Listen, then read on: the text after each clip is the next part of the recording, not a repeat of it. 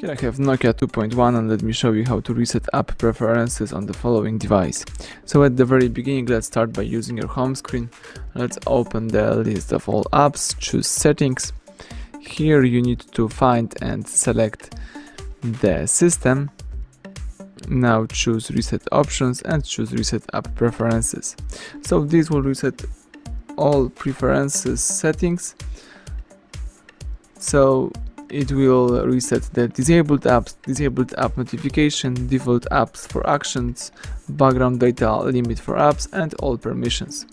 But what's really important, you will not lose any app data. So if you are aware of this, let's choose reset apps.